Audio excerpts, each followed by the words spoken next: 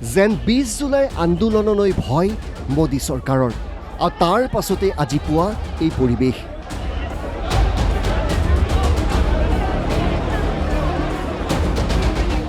NEET প্ৰশ্নকাকত ফাদিলৰ বিৰুদ্ধে দিল্লীত হৈ থকা কক্ৰোচ জনতা পাৰ্টিৰ প্ৰতিবাদে দেশ জোকাৰিছে।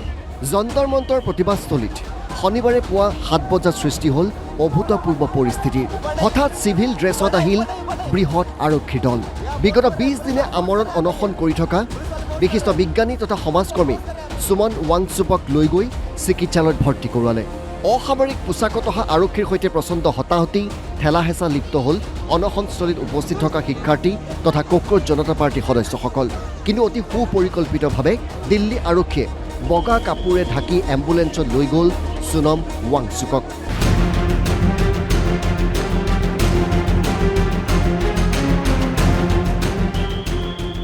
পুৱা জনসমাগম কম হৈ থকাৰ সুযোগ ল'লে দিল্লী আৰক্ষীয়ে।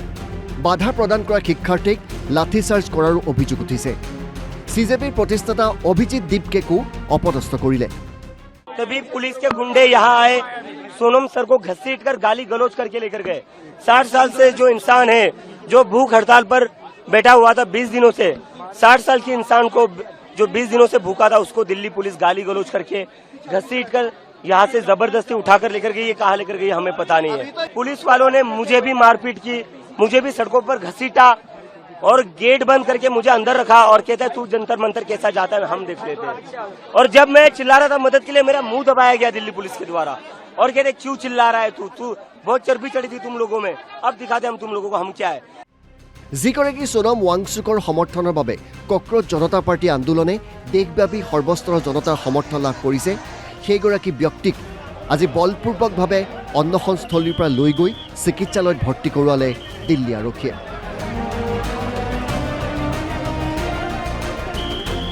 সোনম ৱাংচুকৰ অনুপস্থিতিত আজিৰ পৰা আমৰণ অনশন ঘোষণা এতিয়া অভিজিতৰ। 20 জুলাইত সংসদ ভৱন যাত্ৰা কাৰ্যসূচীও বাহাল থাকিব বুলি ঘোষণা অভিজিতৰ। जैसे सोनम सर यहाँ पर खुद सफर करके 20 दिनों से बैठे हुए थे और जिन जिन लोगों को लगता है कि वो इस प्रोटेस्ट को खत्म कर सकते हैं, हमारी आवाज दबा सकते हैं, उन लोगों को बता दो अब आवाज दबेगी नहीं हमारी। ইফালে 20 জুলাইত প্ৰস্তাৱিত সংসদ ভৱন যাত্ৰাৰ পূৰ্বে সোনম ৱাংচুক সুস্থ হৈ নুঠিলে তেওঁৰ ঠাইত যাত্ৰাৰ নেতৃত্ব লোৱাৰ কথা ঘোষণা কৰিলে ৱাংচুকৰ পত্নী গীতাঞ্জলীয়ে। 20 জুলাই সংসদ ভৱন যাত্ৰা কাৰ্যসূচীলৈ চৰকাৰে ভয় খোৱা বুলি মন্তব্য ৱাংচুকৰ পত্নীৰ।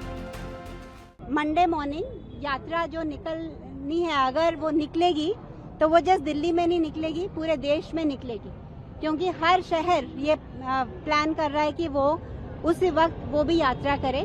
और अगर सोनम की तबीयत, मुझे तो नहीं लगता कि उसमें कुछ खराब है, उनकी तबीयत बिल्कुल ठीक है, सोनम ना भी ज्वाइन कर सके वो यात्रा को, तो मैं उनको रिप्रेजेंट करते हुए वो यात्रा को लीड करूंगी और वो होगा। मंडे को जो प्लान है वो ऐसा नहीं है कि सोनम को अगर वहां से जबरदस्ती ले आए हैं तो वो रोक सकते हैं। শুকুৰবাৰৰ দিনটোলৈকে কেৱল শিক্ষামন্ত্ৰী ধৰ্মেন্দ্ৰ প্ৰধানৰ পদত্যাগৰ দাবীত অটল হৈ থকা কক্ৰোচ জনতা পাৰ্টীয়ে এতিয়াৰ পৰা প্ৰধানমন্ত্ৰী মোদীৰ পদত্যাগৰ দাবীত আন্দোলন কৰিব বুলিও ঘোষণা কৰিলে অভিজিৎ দীপকে।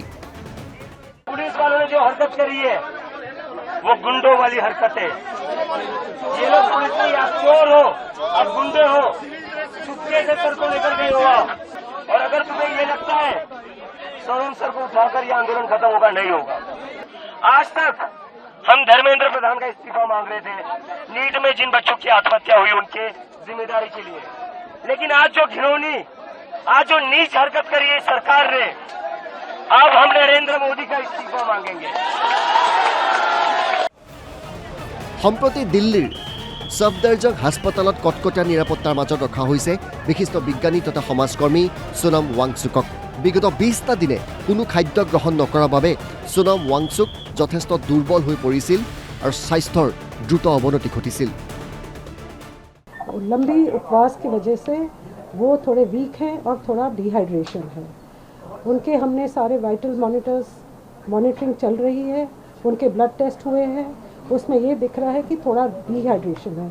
उसके लिए हम रिक्विजिट ट्रीटमेंट दे रहे हैं और वे बिल्कुल अलर्ट है और वाइटल्स उनके स्टेबल हैं। যাৰ বাবে দিল্লী আৰক্ষীয়ে পুৱাই আজি চিকিৎসালয়ত ভৰ্তি কৰালে সোনম ৱাংচুকক।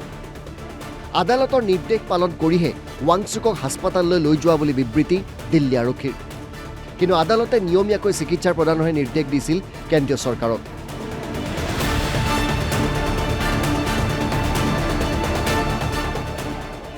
মোদী চৰকাৰৰ বিৰুদ্ধে স্বেচ্ছাচাৰী শাসন চলোৱাৰ অভিযোগ তুলিছে এতিয়া বিৰোধী নেতা সাংসদসকলে।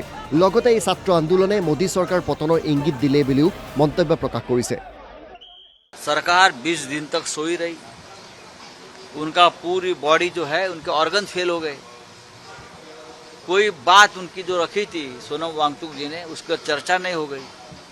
अगर इतनी उनके प्राण की आपको अहमियत थी तो आप बात करनी चाहिए थी, कुछ बातें माननी चाहिए थी, कोई डेलीगेशन आना चाहिए था, लेकिन आपने उठाकर उनको अस्पताल में भर्ती कर दिया। ये एक प्रकार से जोर जबरदस्ती और तानाशाही है। मोदी जी, मैं आपको ये कहना चाहता हूँ, इतना अहंकार अच्छा नहीं है। सत्ता का इतना अहंकार, हर व्यक्ति पे लाठी चलाओ, हर व्यक्ति पे गोली चलाओ, हर व्यक्ति पे आंसू गैस के गोले छोड़ो, कभी किसान आंदोलन को कुचलो, कभी नौजवानों के आंदोलन को कुचलो, कभी माताओं बहनों के आंदोलन को कुचलो, ये अच्छी राजनीति नहीं है। सत्ता का अहंकार यही नौजवान खत्म करेगा। जो संसद मानसून सत्र आरंभ होने वाला है, उस दौरान वो पार्लियामेंट का घेराव करेगी। उसी से डर कर केंद्र सरकार ने शायद ये कदम उठाया है। अगर उन्हें सोनम वांगचुक की इतनी फिक्र होती तो निश्चित ही वो उनसे वार्ता करते, छात्रों की मांग को सुनते, उसका समाधान निकालते, क्योंकि ये छात्रों के भविष्य से खिलवाड़ कर रही है केंद्र सरकार। हम चाहते हैं कि सोनम वांगचुक के साथ वार्ता हो और वार्ता के बाद सोनम वांगचुक अपना अनशन तोड़े। और ये जेएनजी की आवाज़ को केंद्र सरकार जो दबाने की कोशिश कर रही है, हम इसका विरोध करते हैं। हम सभी उनके साथ हैं और आगे भी रहेंगे।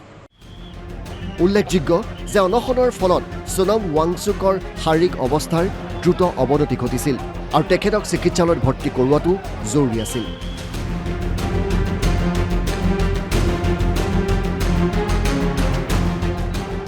নেশ্যনেল ব্যুৰো, অসম লাইভ 24।